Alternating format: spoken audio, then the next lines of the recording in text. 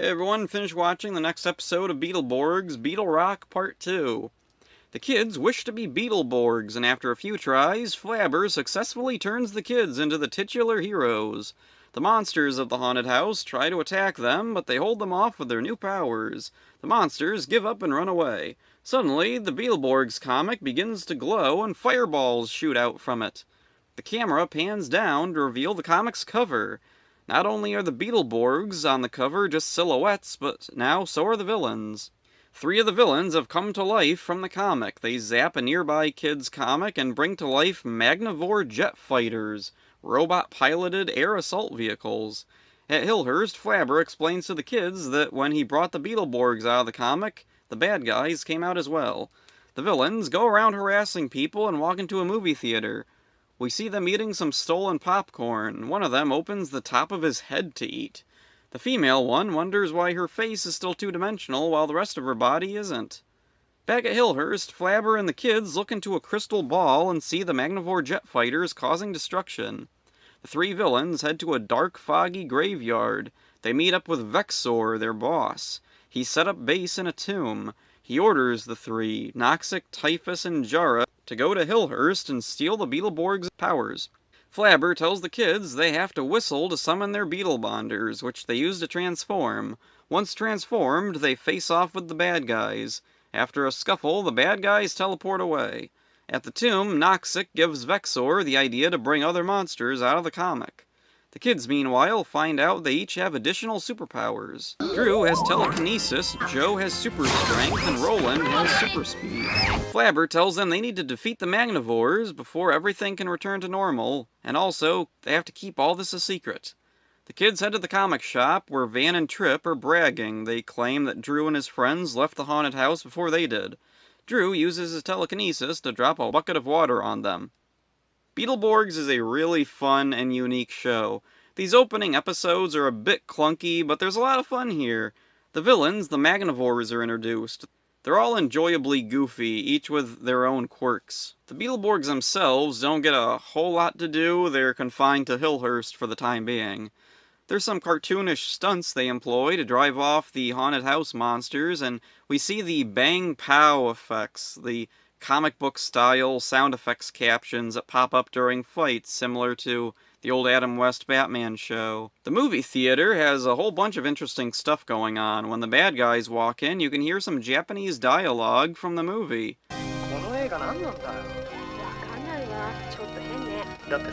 I can't distinguish enough of it to tell what they're saying, but I think maybe it's from Bee-Fighter, the Japanese show Beetleborgs is very loosely adapting. When we see what movie is playing, it's Nosferatu, a German silent film. Nonetheless, we hear music and growls from the screen, and the audience screams at parts where nothing is happening. One of the things that makes Beetleborgs unique is it has an end credits theme. Most other Saban shows, and American shows in general, don't usually have an end theme different from the opening.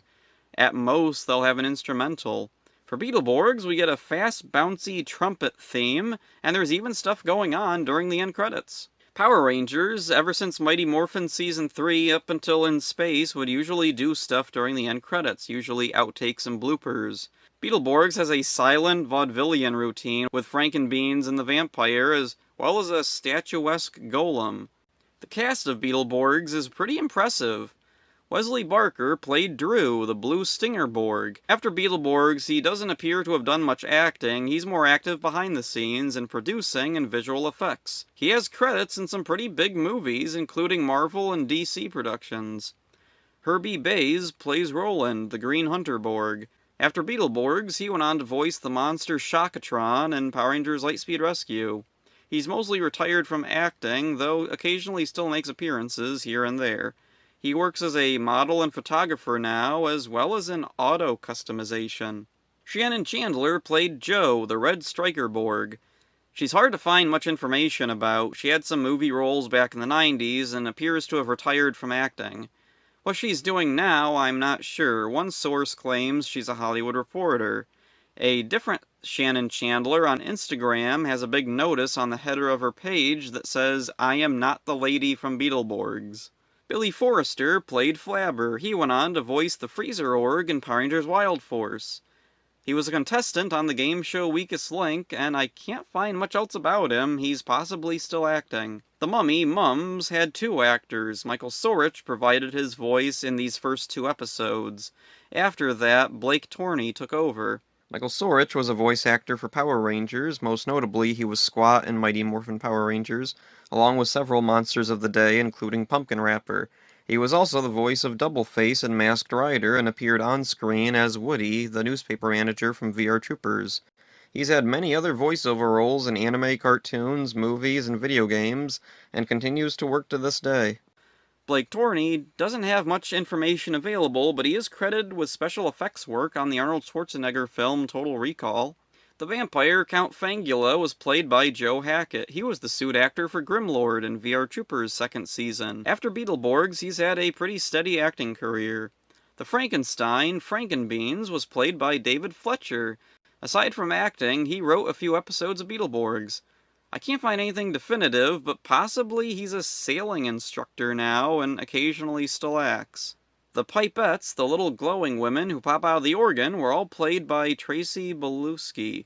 Or is that Belushi? I'm not sure how to pronounce that.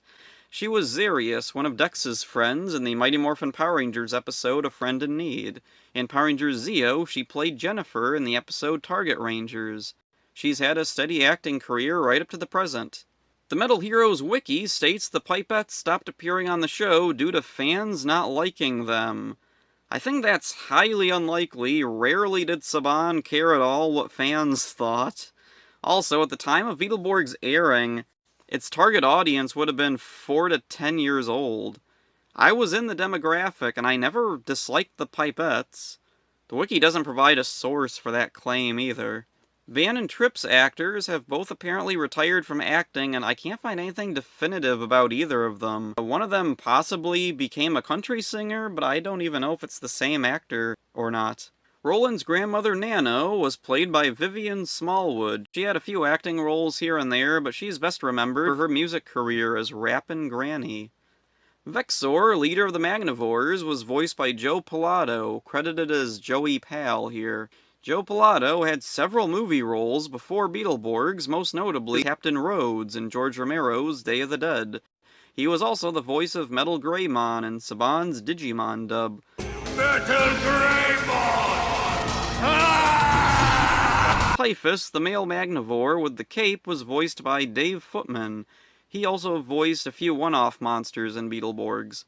After Beetleborgs, he's mostly had voice roles, dubbing anime and a few video games.